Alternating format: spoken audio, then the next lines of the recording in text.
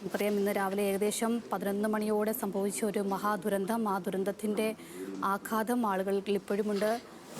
ഏകദേശം മുണ്ടക്കൈ ചുരൽമല അപകടം അത് ഏകദേശം 2 വർഷം പൂർത്തിയാകാൻ പോകുന്ന സാഹചര്യത്തിലുള്ള മറ്റൊരു അപകടം കൂടി മാധ്യമങ്ങളെ കാണുകയാണ്. കഴിഞ്ഞ 2 വർഷം പൂർത്തിയാകാൻ പോകുന്നതിനിടയിലാണ് ഇന്ന് രാവിലെ 11:15 അടുപ്പിച്ച് മറ്റൊരു ദുരന്തത്തിന് വയനാട് സാക്ഷ്യം വഹിക്കേണ്ട സാഹചര്യം ഉണ്ടായത്. അങ്ങേയറ്റം വേദനാജനകമായ കാര്യമാണ്. അപ്രതീക്ഷിതമായുണ്ടായ മലയിടിച്ചിലിൽ ഉണ്ടായ പ്രയാസങ്ങൾ, അതുമായി ബന്ധപ്പെട്ട കാഷ്വാലിറ്റിയുമൊക്കെ ഇതിനകം തന്നെ അറിഞ്ഞു കാണും. അപ്പോൾ അതുമായി ബന്ധപ്പെട്ട് അറിഞ്ഞ ഉടനെ തന്നെ ജില്ലാ കളക്ടർ സംഭവ സ്ഥലത്തെത്തുകയും ജില്ലയിലെ മുഴുവൻ സംവിധാനങ്ങളും അതിനനുസരിച്ച് ഉണർന്ന് പ്രവർത്തിക്കുകയും, നിലവിലൊരു സിസ്റ്റം നമുക്കറിയാം. ഇത്തവണ മഴയ്ക്ക് മുമ്പായിട്ട് തന്നെ എല്ലാവിധ മുന്നൊരുക്കങ്ങളും തിരുവനന്തപുരത്ത് സംസ്ഥാന മുഖ്യമന്ത്രിയുടെ നേതൃത്വത്തിൽ തന്നെ ഡിസാസ്റ്റർ മാനേജ്മെൻറ്റ് മീറ്റിംഗ് കൂടി ഏറ്റവും പ്രധാനമായി അത് ചർച്ച ചെയ്ത് വയനാട്ടിലെ കാര്യങ്ങളാണ്. അതുമായി ബന്ധപ്പെട്ട് എല്ലാ മുന്നൊരുക്കങ്ങളും നമ്മളിവിടെ നടത്തിയിരുന്നു. NDRF ഉൾപ്പെടെയുള്ള SDRF ഉൾപ്പെടെയുള്ള എല്ലാ ടീമും നമുക്കിവിടെ ഉണ്ടായിരുന്നു. എന്തെങ്കിലും അത്യാവശ്യം സംഭവിച്ചു കഴിഞ്ഞാൽ അഡ്രസ്സ് ചെയ്യാൻ വേണ്ടിയുള്ള എല്ലാ തയ്യാറെടുപ്പും നേരത്തെ നടത്തിയതാണ്. ഇന്ന് ഇത് സംഭവിച്ചു കഴിഞ്ഞ ഉടനെ തന്നെ എല്ലാവരും എത്രയും പെട്ടെന്ന് തന്നെ അവിടെ എത്താൻ കഴിഞ്ഞിട്ടുണ്ട്. മഴയും അതുപോലെ ട്രാഫിക്കിൻ്റെ ചില പ്രശ്നങ്ങൾ ഉള്ളതുകൊണ്ട് അല്പം പ്രയാസം അനുഭവിച്ചെങ്കിലും എല്ലാവരും ജില്ലയിലെ കളക്ടർ ഉൾപ്പെടെയുള്ള DIG ഉൾപ്പെടെ എല്ലാവരും അവിടെ എത്തിച്ചേർന്നു. ഞാനും കൃഷി വകുപ്പ് മന്ത്രി സിദ്ദീഖും തിരുവനന്തപുരത്തായിരുന്നു. ഇത് CM-ഉമായിട്ടുള്ള മീറ്റിംഗ് നടന്നുകൊണ്ടിരിക്കുന്ന ഇടയിലാണ് കാര്യങ്ങൾ അറിഞ്ഞത്. CM അപ്പോൾ തന്നെ ജില്ലയിലെ ഇതുമായി ബന്ധപ്പെട്ട് കളക്ടറുമായി ബന്ധപ്പെട്ടു. അതോടൊപ്പം തന്നെ അദ്ദേഹത്തിൻ്റെ കൂടി നിർദ്ദേശപ്രകാരമാണ് ഞാനും കൃഷി വകുപ്പ് മന്ത്രി സിദ്ദീഖും ഇവിടെ എത്തിച്ചത്. നിങ്ങൾക്ക് എല്ലാവർക്കും അറിവുള്ളതുപോലെ തന്നെ ഒരു വല്ലാത്ത ഒരവസ്ഥയാണ് അവിടെ നിലനിൽക്കുന്നത്. നമ്മൾ ഒരു വലിയ രീതിയിലുള്ള മണ്ണിടിച്ചിൽ തന്നെ അവിടെ ഉണ്ടായിട്ടുണ്ട്. അതിൻ്റെ കാരണങ്ങൾ മറ്റു വിശദാംശങ്ങളൊക്കെ പിന്നീട് ആലോചിക്കാം. ഞങ്ങളിപ്പോൾ ആലോചിച്ച വളരെ വിശദമായൊരു മീറ്റിംഗ് ഞങ്ങൾ എടുത്തു. ജില്ലയിലെ ഒഫീഷ്യൽസ് മുഴുവൻ ഉണ്ടായിരുന്നു. ഇപ്രാവശ്യം ഞങ്ങൾ ഒറ്റ ഫോക്കസാണ് കൊടുക്കുന്നത്. റെസ്ക്യൂ ഓപ്പറേഷൻ്റെ കാര്യത്തിലാണ് ഞങ്ങൾ ശ്രദ്ധിക്കുന്നത്. അത് കഴിഞ്ഞ് മറ്റു കാര്യങ്ങളെക്കുറിച്ച് ഗവൺമെൻറ് ആലോചിക്കും. ആ റെസ്ക്യൂ ഓപ്പറേഷനകത്ത് ഏറ്റവും നല്ല രീതിയിൽ കാര്യങ്ങൾ നടക്കുന്നുണ്ട്. ഇപ്പോൾ ചെറിയ മഴയും കാലാവസ്ഥയുടെ പ്രതികൂലമായ അവസ്ഥ ഉണ്ടായിട്ട് പോലും റെസ്ക്യൂ ഓപ്പറേഷൻ നല്ല രീതിയിൽ അവിടെ നടന്നുകൊണ്ടിരിക്കുകയാണ്. ഇതിനകം തന്നെ ലഭിച്ച അവിടുന്ന് രക്ഷപ്പെടുത്തിയവരും മരണപ്പെട്ടവരുടെ വിവരങ്ങളും കാര്യങ്ങളൊക്കെ കൃഷി വകുപ്പ് മന്ത്രി നമ്മോട് ഡീറ്റെയിൽഡായിട്ട് പറയും. പക്ഷേ നമ്മളെ സംബന്ധിച്ചിടത്തോളം ഇത് വളരെ വേദന ഉണ്ടാക്കുന്ന ഒന്നാണ്. അതിൻ്റെ കാര്യകാരണങ്ങളിലേക്ക് ഞാൻ ഒരിക്കൽ കൂടി പോകുന്നില്ല. ഇപ്പോൾ റെസ്ക്യൂ ഓപ്പറേഷൻ രാത്രി വൈകിയാണെങ്കിൽ എത്ര മാത്രം കാലാവസ്ഥ നമുക്ക് പ്രതികൂലമാകുന്നത് വരെയുള്ള റെസ്ക്യൂ ഓപ്പറേഷൻ നമ്മൾ തുടരും. ഇനിയും അവരുടെ ഇതുമായി ബന്ധപ്പെട്ട കമ്പനിയുടെ അവർ തന്നിട്ടുള്ള കണക്കനുസരിച്ച് ഏതാണ്ട് 5 പേര് ഇപ്പോഴും മിസ്സിംഗ് ആണ്. അവരെ കണ്ടെത്തുന്നതിന് വേണ്ടിയുള്ള ശ്രമം. അതുപോലെ തന്നെ റോഡ് കംപ്ലീറ്റ് ബ്ലോക്കാണ്. അപ്പോൾ അത് നമുക്ക് ശരിയാക്കി എടുക്കണം. അങ്ങനെ ബ്ലോക്ക് ഒഴിവാക്കിയെങ്കിലേ നമുക്ക് മറ്റ് റെസ്ക്യൂ ഉള്ള സ്ഥലങ്ങളിലേക്ക് കൂടുതൽ വളരെ പെട്ടെന്ന് കാര്യങ്ങൾ ചെയ്യാൻ കഴിയുള്ളൂ. അതൊക്കെ ഇന്ന് രാത്രി പൂർത്തീകരിക്കുന്നതിനെ കുറിച്ചാണ് ഞങ്ങൾ ചർച്ച ചെയ്തത്. അപ്പോൾ വളരെ നല്ലൊരു മീറ്റിംഗ് ആയിരുന്നു. ഞങ്ങൾക്ക് എത്രയും പെട്ടെന്ന് റെസ്ക്യൂ ഓപ്പറേഷൻ നാളത്തെ വൈകുന്നേരത്തോടു കൂടി തന്നെ പൂർത്തീകരിക്കണം എന്നുള്ള മിസ്സിംഗ് ആയ 5 ആളുകളെ തന്നെ എത്രയും പെട്ടെന്ന് കണ്ടെത്തണം എന്ന ആഗ്രഹത്തിലാണ് എല്ലാ കാര്യങ്ങളും ക്രമീകരിച്ചിട്ടുള്ളത്. അതുമായി ബന്ധപ്പെട്ട വളരെ വിശദമായ ഡിസ്കഷൻ നടന്നു. ബന്ധപ്പെട്ട കാര്യങ്ങൾ കൽപ്പറ്റയുടെ MLA കൂടിയായ കൃഷി വകുപ്പ് മന്ത്രി സിദ്ദീഖ് വളരെ വിശദമായി തന്നെ നിങ്ങളോട് യോഗ തീരുമാനങ്ങളെക്കുറിച്ചും ബന്ധപ്പെട്ട കാര്യങ്ങൾ നിങ്ങളോട് പറയും. ഏറെ സങ്കടകരമായിട്ടുള്ള ഈ സാഹചര്യം തുടക്കത്തിൽ തന്നെ വളരെ നന്നായി മനുഷ്യസാധ്യമായിട്ടുള്ള എല്ലാ ഏകോപനവും ജില്ലാ കളക്ടറുടെ നേതൃത്വത്തിൽ, സംസ്ഥാന സർക്കാരിൻ്റെ നേതൃത്വത്തിൽ ദ്രുതഗതിയിൽ ആക്ട് ചെയ്യുകയും പരമാവധി സംവിധാനങ്ങൾ ഇങ്ങോട്ട് എത്തിക്കാനുള്ള നടപടികൾക്ക് നേതൃത്വം കൊടുത്തു. NDRFൻ്റെ വയനാട്ടിലുള്ള സംഘവും കോഴിക്കോടുള്ള സംഘവും അതുപോലെ ഫയർ ഉൾപ്പെടെ സിവിൽ ഡിഫൻസ് ഉൾപ്പെടെയുള്ള എല്ലാ സംവിധാനങ്ങളും അതിൻ്റെ ഭാഗമായിട്ടുള്ള ഏകോപന പ്രവർത്തനങ്ങൾക്ക് നേതൃത്വം കൊടുത്തു. പൊതുസമൂഹത്തിൻ്റെ ഭാഗത്തു നിന്നും നല്ല രീതിയിലുള്ള നിർലോഭമായിട്ടുള്ള സഹകരണം ലഭ്യമാവുകയുണ്ടായി. ഇതിൽ ഇനി ഒന്ന് രണ്ട് പ്രധാനപ്പെട്ട കാര്യങ്ങൾ നിങ്ങളുമായി പങ്കുവെക്കുന്നു. ഇപ്പോഴുള്ള എല്ലാ ശ്രദ്ധയും രണ്ട് കാര്യത്തിൽ ഏകോപനം നടത്താനുള്ള ഒരു കോൺസെൻട്രേഷൻ കൊടുക്കാൻ ഇന്നത്തെ യോഗത്തിൽ തീരുമാനിച്ചു. ഒന്ന്, റോഡ് ഗതാഗത യോഗ്യമാക്കി മാറ്റാൻ. ആ പ്രവർത്തനം ദ്രുതഗതിയിൽ മുന്നോട്ട് കൊണ്ടുപോകാനും അഡീഷണൽ ആയിട്ടുള്ള എക്യുപ്മെൻറ്റ്സ് എത്തിക്കാനുള്ള തീരുമാനമെടുത്തു. രണ്ടാമത്തത് 4 സോണുകളാക്കി തിരിച്ച് വളരെ ശാസ്ത്രീയമായിട്ടുള്ള പരിശോധന ഉൾപ്പെടെ എല്ലാ സംവിധാനങ്ങളും ഉപയോഗിച്ചുകൊണ്ടുള്ള പരിശോധനയ്ക്ക് തീരുമാനമെടുക്കുകയാണ്. 4 സോണുകളാക്കി. ആ സോണുകളാക്കിയിട്ടുള്ള പരിശോധന ഇപ്പം തന്നെ ആരംഭിക്കുകയാണ്. അതിൽ ലൈവ് ജീവിച്ചിരിക്കുന്ന ഏതെങ്കിലും അംശമുണ്ടെങ്കിൽ അത് ഡിറ്റക്റ്റ് ചെയ്യാനുള്ളതായിരിക്കുന്ന 2 ഡോഗ്സ്, അതിൻ്റെ സാന്നിധ്യം നമുക്ക് ഓൾറെഡി ഇവിടെ എത്തിയിട്ടുണ്ട്. രണ്ടാമത്തത്, മരണപ്പെട്ട് കഴിഞ്ഞാൽ ഡിറ്റക്റ്റ് ചെയ്യാനുള്ളതായ കെഡാവർ ഡോഗ്സ്, ആ കെഡാവർ ഡോഗ്സും ഇവിടെ എത്തിക്കഴിഞ്ഞു.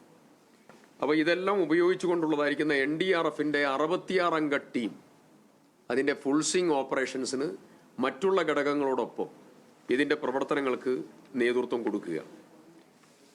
മറ്റൊരു പ്രധാനപ്പെട്ട കാര്യം, നാളെ മുതൽ അങ്ങോട്ടിപ്പം ഫയർ ആൻഡ് റെസ്ക്യൂവിൻ്റെ 100-ൽ പരം ആളുകളുടെ സേവനം ഇന്ന് ലഭ്യമായിട്ടുണ്ട്. നാളെ അതേപോലെ തന്നെ ഒട്ടും കുറയാതെ 110 ഫയർ ആളുകളുടെ സാന്നിധ്യവും അതുപോലെ സിവിൽ ഡിഫൻസ് ഉൾപ്പെടെയുള്ള വോളണ്ടിയേഴ്സിൻ്റെ സാന്നിധ്യവും ഉറപ്പുവരുത്താനുള്ള നടപടികൾ ഇതിൻ്റെ ഭാഗമായി ക്രമീകരിച്ചിട്ടുണ്ട്. പോലീസ് ഉൾപ്പെടെ മറ്റുള്ള സംവിധാനങ്ങളോടൊപ്പം. മറ്റൊരു പ്രധാനപ്പെട്ട കാര്യം, മരണപ്പെട്ടതായിരിക്കുന്ന ആളുകളുടെ ബോഡി അതിൻ്റെ പോസ്റ്റ്മോർട്ടം നടപടികൾ പൂർത്തിയായി കോഴിക്കോട് മെഡിക്കൽ കോളേജിൽ നിന്ന് എംബാം ചെയ്യാനുള്ള നടപടികൾ ആരംഭിക്കും. അതിനുശേഷം എയർ ലിഫ്റ്റ് ചെയ്ത് അത് അവരുടെ വീടുകളിൽ എത്തിക്കാനുള്ള നടപടികൾക്ക് നേതൃത്വം കൊടുക്കുകയാണ്. അതിൽ സർക്കാർ ഏകോപനം വഹിക്കും. അതിൽ കൊങ്കൺ റെയിൽവേയുടെ ഏകോപനമുണ്ട്. അവരുടെ ജീവനക്കാർ എന്നുള്ള നിലയിൽ അവരുടെ ഏകോപനമുണ്ട്. സർക്കാരിൻ്റെ ഏകോപനമുണ്ട്. അവരുടെ വീടുകളിൽ എത്തിക്കാനുള്ള നടപടികൾ മുന്നോട്ട് കൊണ്ടുപോവുകയാണ്. ഇതിൽ കാണാതായ രാഹുൽ എന്ന് പറയുന്ന ഒരാളുടെ കുടുംബം, ഭാര്യ ഇവിടെ സ്ഥലത്തുണ്ട്.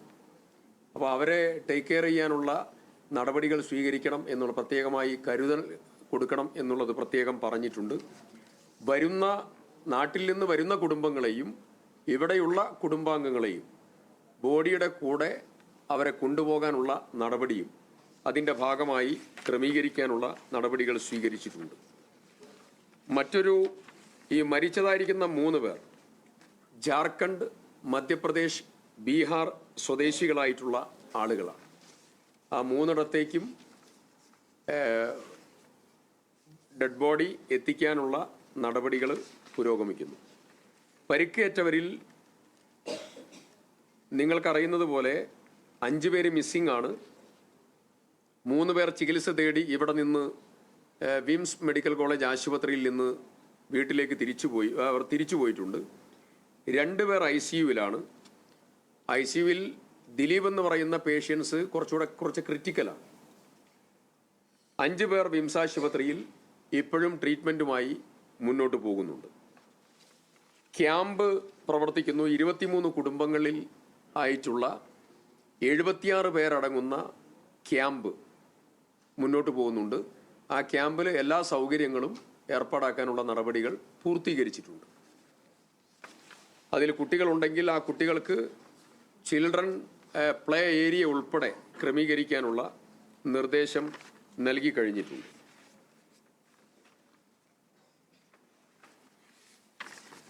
അഡീഷണൽ ആയിട്ടുള്ള ഉപകരണങ്ങൾ, പരിശോധനയ്ക്ക് വേണ്ടിയിട്ടുള്ള അഡീഷണൽ ആയിട്ടുള്ള ഉപകരണങ്ങൾ മുഴുവൻ ക്രമീകരിച്ചു കഴിഞ്ഞു. ഹിറ്റാച്ചി, JCB നിലവിലുള്ളതിൻ്റെ കൂടെ 4 സോണുകളാക്കിയും അതുപോലെ റോഡിൻ്റെയും പൂർണ്ണ തോതിലുള്ളതായ പരിശോധനയും റോഡ് ഗതാഗത യോഗ്യമാക്കാനും വേണ്ടിയിട്ടുള്ള നടപടികളുടെ ഭാഗമായി ഏതൊക്കെ അഡീഷണൽ ഉപകരണങ്ങൾ വേണോ ആ ഉപകരണങ്ങൾ മുഴുവൻ എത്തിക്കാനുള്ള നടപടികൾ സ്വീകരിച്ചു. ഓരോ കാര്യത്തിനുമുള്ള പ്രത്യേകമായിട്ടുള്ള ചുമതലകളും മീറ്റിങ്ങിൽ വെച്ചുകൊണ്ട് പ്രത്യേകം കൊടുത്തു. ഉപകരണങ്ങളുടെ ചുമതല KRFBക്ക് കൊടുത്തു. അത് ശ്രീ ജിതിൻ അതിൻ്റെ ചുമതല വഹിക്കും. ബോഡിയും പരിക്കേറ്റവരുമായി ബന്ധപ്പെട്ടതായിരിക്കുന്ന ചുമതല ഏകോപനം ജില്ലാ കലക്ടറും അതുപോലെ DMOയും അതിൻ്റെ പ്രവർത്തനങ്ങൾക്ക് നേതൃത്വം കൊടുക്കും.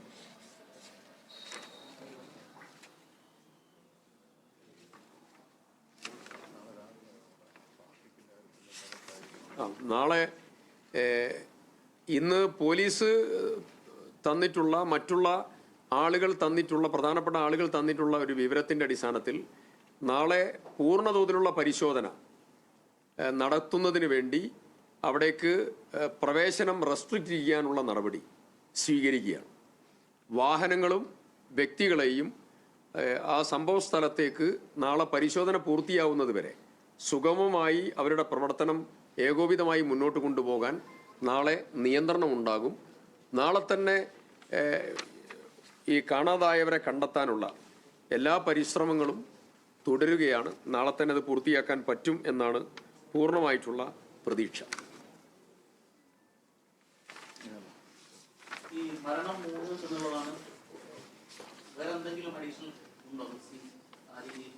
മിസ്സിംഗ് പറഞ്ഞു, 5 മിസ്സിംഗ് പറഞ്ഞു, 5 പേര്, 3 മരണം. അതായത് പിന്നെ പേരുകൾ പറയാം. 5 പേരാണ് മിസ്സിംഗ്. 1 വിക്രം റാണ, 2 രാഹുൽ, 3 മുഹമ്മദ് ഇമ്രാൻ, രാകേഷ്, അടുത്തത് അസറുദ്ദീൻ അൻസാരി.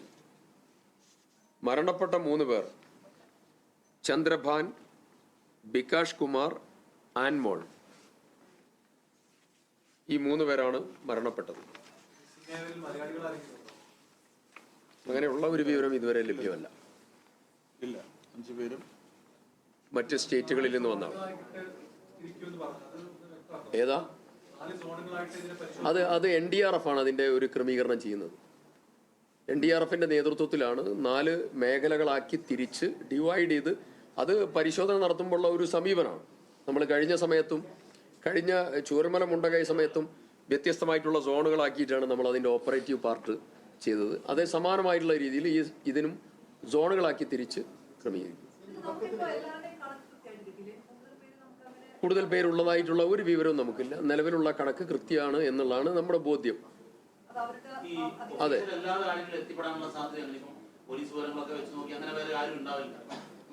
നമുക്ക് കിട്ടിയിരിക്കുന്ന ഞങ്ങളെല്ലാം ഇന്ന് ഡിസ്കസ് ചെയ്തു. അവിടെ വഴിയാത്രക്കാർ, പോയിരുന്ന ആളുകൾ, മറ്റുള്ള അവിടെ നിർത്തിയിട്ടുള്ള വാഹനങ്ങളിൽ ആരെങ്കിലും വയനാട് മണ്ണിടിച്ചിൽ ദുരന്തമുണ്ടായ സ്ഥലം AP അനിൽകുമാർ, T സിദ്ദിഖ് അടക്കം മന്ത്രിമാർ നേരിട്ട് കണ്ട് സന്ദർശിച്ചു. അവിടെയുള്ള രോഗികളെയൊക്കെ, ചികിത്സയിലുള്ളവരെയൊക്കെ നേരിട്ട് കണ്ട് സന്ദർശിച്ചു. അതിനുശേഷം ഈ ദുരന്തവുമായി ബന്ധപ്പെട്ട ഒരു അവലോകന യോഗം ചേർന്നു. അതിൽ പറഞ്ഞിരിക്കുന്ന, അവർ തീരുമാനിച്ചിരിക്കുന്ന കാര്യങ്ങൾ മാധ്യമങ്ങളോട് പ്രതികരിക്കുകയായിരുന്നു മന്ത്രിമാർ.